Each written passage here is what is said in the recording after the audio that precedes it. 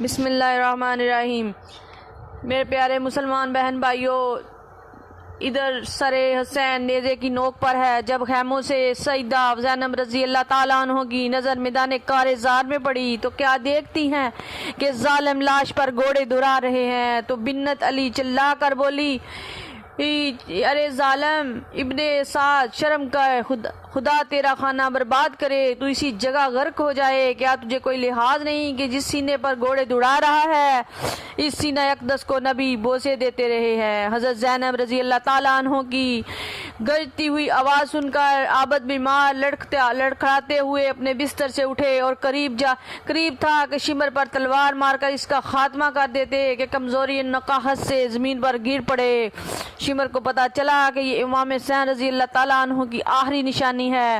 اپنے سپاہیوں کو حکم دیا کہ اسے بھی قتل کر دو تاکہ حسین کا نام و نشان مٹ جائے، لیکن ابن سعد نے منع کر دیا کہ یہ فیصلہ یزید خود ہی کرے گا۔ شام ہو چکی تھی، یزیدی فوج کے سردار فتح کی خوشیاں منا رہے تھے، ادھر خیمے والوں کی یہ شام غریباں قیامت سے کم نہیں تھی۔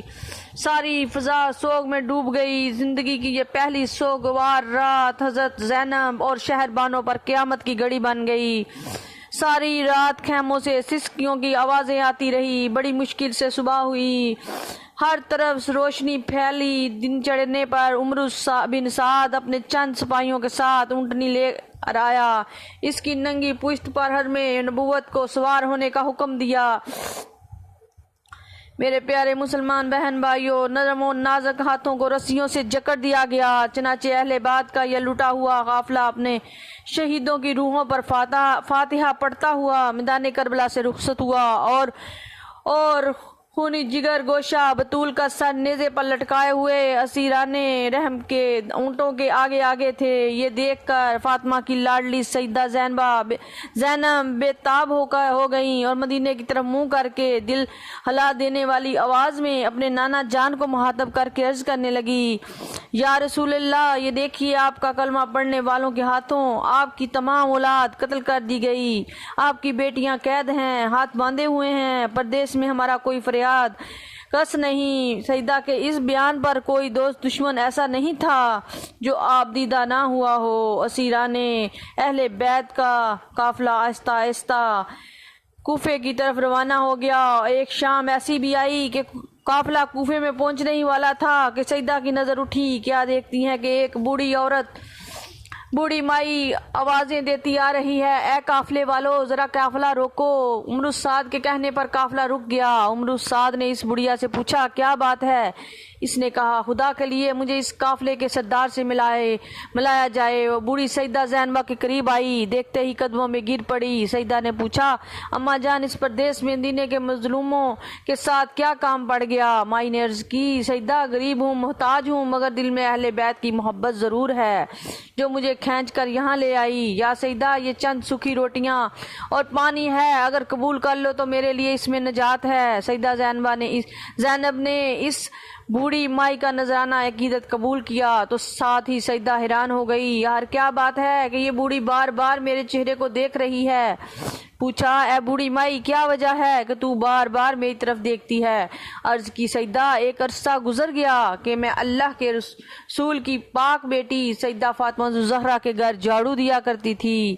میں آل رسول کے گھر کی خادمہ ہوں۔ بیٹی، میں تجھے اس لیے دیکھ رہی ہوں کہ ان دنوں زہرا کی گود میں ایک بچی تھی جسے کبھی کبھی میں اٹھایا کرتی تھی۔ یہ سنا تو سیدہ کا دل بے قابو ہو گیا، آنکھوں میں آنسوؤں کی جڑی لگ گئی۔ بوڑھی مائی نے پوچھا، سیدہ روتی کیوں ہو؟ فرمایا، مائی، میں جس زہرا کی جائی کا تو ذکر کر رہی ہے وہ بے وطن زینب میں ہی ہوں۔ جب اس بوڑھی نے یہ لفظ سنے تو رہا نہ گیا، تڑپ کر زمین پر آ گئی۔ سیدہ نے سہارا دیا، مائی نے زینب کو سینے سے لگایا، عرض کی، اے نبی کی نواسی، میں آپ کی خدمت میں درخواست کرتی ہوں کہ جب کل قیامت کے دن میں بے سہارا ہوں تو مجھے بھول نہ جانا اور مجھے گناہ گار کو بھی اپنی چادر تطہیر کے سائے میں جگہ دینا۔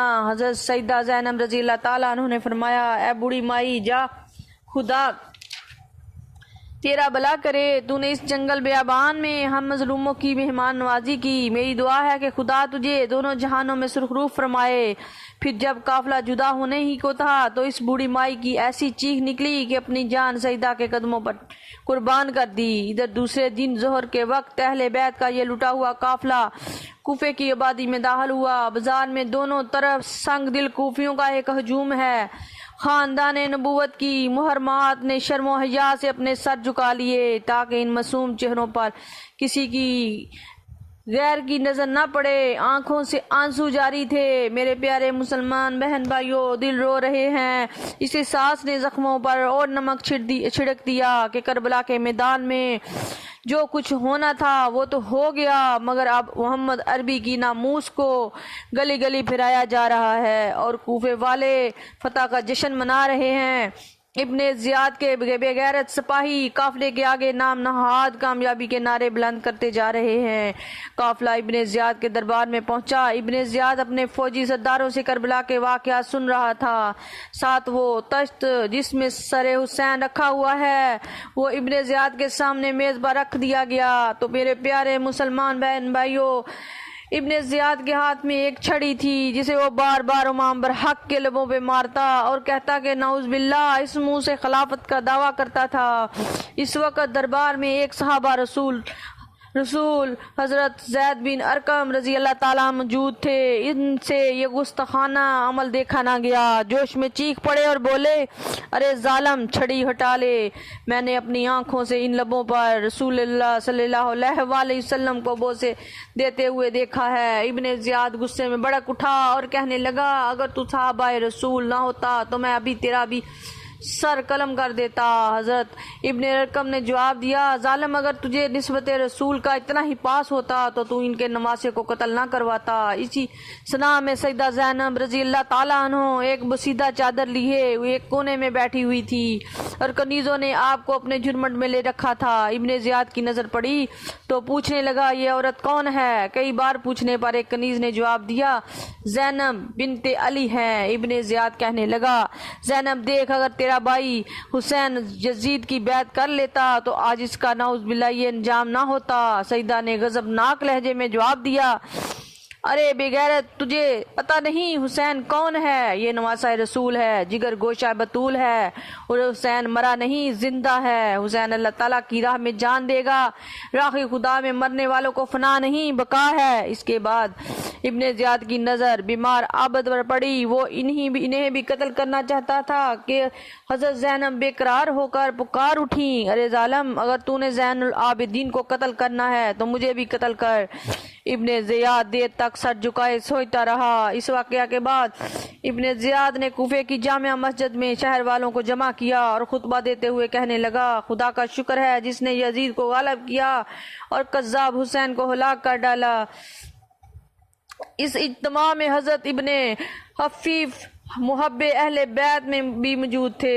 ان سے یہ الفاظ سنے نہ گئے، فوراً کھڑے ہو گئے اور ابن زیاد کو للکارتے ہوئے کہا، خدا کی قسم، تو ہی کذاب ہے، تیرا باپ کذاب ہے، حسین سچا ہے، اس کا باپ سچا ہے، اس کے نانا سچے ہیں۔ ابن زیاد اس جواب سے غصے میں بڑک اٹھا اور جلاد کو حکم دیا کہ اس بڈھے کا سر بھی قلم کر دو۔ چنانچہ ایک بار پھر ظالم ابن زیاد کی تلوار اٹھی اور محب آل رسول پر گری، خون بہا، لاش تڑپی اور غلامی حسین میں جان دے دی۔ انا للہ و انا الیہ راجعون۔ دوسرے دن کاروان اہل بیت ابن سعد کی سرکردگی میں دمشق روانہ ہوا۔ حضرت حسین ابن علی کا سر انوار نیزے کی نوک پر سب سے آگے ہے۔ ایسے معلوم ہوتا تھا کہ امام علی مقام رضی اللہ تعالیٰ عنہ اب بھی اپنے قافلے کی سپہ سالاری کر رہے ہیں، اور جس آبادی سے یہ قافلہ گزرتا کوہرام برپا ہو جاتا۔ آخر قافلہ دمشق میں پہنچا۔ اب ہر قاتل حسین کی یہ تمنا ہے کہ یزید کے سامنے واقعات کربلا میں سناؤں۔ سب سے پہلے زہر بن قیس نے یزید کو فتح کی خبر سنائی کہ حسین ابن علی اپنے 18 اہل بیت اور رفقا و احباب کے ساتھ میدان کربلا میں پہنچے۔ ہم نے انہیں شکست دے دی اور قتل کر دیا، اور اس وقت ان کے لاشیں کو کربلا کے تپتے ہوئے ریگستان میں برہنہ پڑے ہوئے ہیں۔ ان کے لباس خون میں تر ہیں، ان کے چہرے گرد و غبار سے آلود ہیں۔ پہلے تو فتح کی خوشی خوشخبری سن کر یزید جھوم اٹھا، مگر جب اس کا ہولناک انجام اس کی نظروں کے سامنے آیا تو کانپ گیا، بار بار چھاتی پر ہاتھ مارتا کہ ہائے افسوس، اس واقعہ نے ہمیشہ کے لیے مسلمانوں کے دلوں میں میری نفرت اور دشمنی پیدا کر دی، ہائے میں قتل حسین سے ہمیشہ کے لیے بدنام ہو گیا ہوں۔ اس کے بعد یزید نے شام کے سرداروں کو اپنی مجلس میں بلایا اور اہل بیت کو بھی دعوت دی۔ یزید امام زین العابدین سے ہاتھ بور کر کہنے لگا، اے ابن حسین، اگر تیرا باپ میری بیعت کر لیتا تو مرتا نہیں۔ فرمایا، ظالم، میرا باپ مرا نہیں، زندہ ہے، اور جو خدا تعالیٰ کے نام پر جان کا نذرانہ دے اسے فنا نہیں بقا ہے۔ ارے بدبخت، تیرا نام مٹ جائے گا، میرے باپ کا نام قیامت تک زندہ رہے گا، کیونکہ میرے باپ نے شریعت مصطفیٰ صلی اللہ علیہ وسلم کی خاطر ناموس اسلام کے تحفظ کے لیے کنبہ قربان کیا ہے۔ تو جب تک یہ دین اسلام رہے گا، میرے باپ کا نام دنیا ہستی میں چمکتا رہے گا۔ یزید دیر تک خاموش رہا، پھر سرداروں سے متوجہ ہو کر کہنے لگا، اہل بیت کے ان اسیروں کے بارے میں تمہارا کیا مشورہ ہے؟ ان نام نہاد مسلمانوں میں ایک پکے اور سچے عاشق رسول اور محب اہل بیت حضرت نعمان بن بشیر بھی موجود تھے۔ وہ کہنے لگے کہ ان کے ساتھ وہی سلوک کرنا چاہیے جو ان کے ساتھ اللہ تعالیٰ کے پیارے رسول صلی اللہ علیہ وسلم کیا کرتے تھے۔ یزید نے حکم دیا کہ قیدیوں کی رسیاں کھول دی جائیں اور سیدانیوں کو شاہی محل میں پہنچا دیا جائے۔ یہ سن کر حضرت زینب رضی اللہ تعالیٰ عنہ رو پڑی، فرمایا، ظالم، تو پہلے رسول زادیوں کو گلی گلی پھرا کر اب ہمارا تماشا دیکھنا چاہتا ہے؟ خبردار، ہمیں اس محل کی کوئی ضرورت نہیں، اگر تجھ سے ہو سکے تو ہمارے لیے ایک ٹوٹی ہوئی جھونپڑی ہی کافی ہے۔ بلاخر یزید نے اہل بیت کی خواتین کے لیے ایک علیحدہ مکان کا انتظام کیا۔ تو میرے مسلمان بہن بھائیوں، حضرت زینب کی خواہش پر سر حسین آپ کے حوالے کر دیا گیا۔ زینب سر اقدس کو سامنے رکھتی تو گزرے ہوئے دنوں کی یادیں تازہ ہو جاتی اور گڑ گڑا کر رونے لگتی کہ اس کے بعد دوسرے ہی دن اہل بیت کا یہ دل گداز قافلہ نعمان بن بشیر کی سرگردی میں مدینے کی طرف روانہ ہو گیا۔ جوں ہی مدینے کی آبادی ظاہر ہوئی، دیکھ کر دل کے زخم اور زیادہ ابھر گئے۔ ایک اونٹنی سوار نے جلدی سے جا کر سارے مدینے میں یہ خبر پہنچا دی کہ کربلا سے خاندان نبوت کا لٹا ہوا قافلہ آ رہا ہے۔ یہ خبر سنتے ہی ہر طرف کوہرام مچ گیا، قیامت صغریٰ برپا ہو گئی۔ جب حضرت صغریٰ بی بی کو پتہ چلا کہ قافلے والے آ رہے ہیں تو جلدی سے اندر جا کر مکان کو جھاڑو دے کر خوب صاف کرتی ہے، اپنے بھائی اکبر کے لیے پلنگ بچھاتی ہے اور اپنے چھوٹے ویر اصغر کا جھولا صاف کرتی ہے، اپنے باپ حسین رضی اللہ تعالیٰ عنہ کے لیے مسند سجاتی ہے۔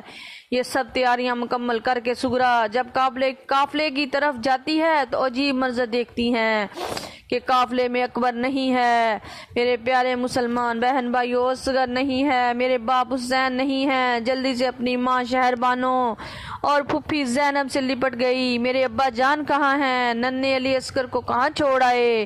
ابا جان تو وعدہ کر گئے تھے کہ میں اکبر کو بھیجوں گا، لیکن اکبر نہ آیا اور نہ ہی کوئی خبر ملی۔ اس کے بعد قافلہ روضہ رسول پر حاضر ہوا، سب سے پہلے درود و سلام کا نذرانہ پیش کیا۔ اس کے بعد حضرت سیدہ نانا جان کے حضور روضہ اقدس سے لپٹ کر عرض کرنے لگی، اے نانا جان، آپ کا نواسا آپ کے دین کی عظمت کی خاطر شہید ہو گیا، آپ نے جو شہادت کی بشارت دی تھی وہ پوری ہو گئی۔ وآخر دعوانا الحمدللہ رب العالمین۔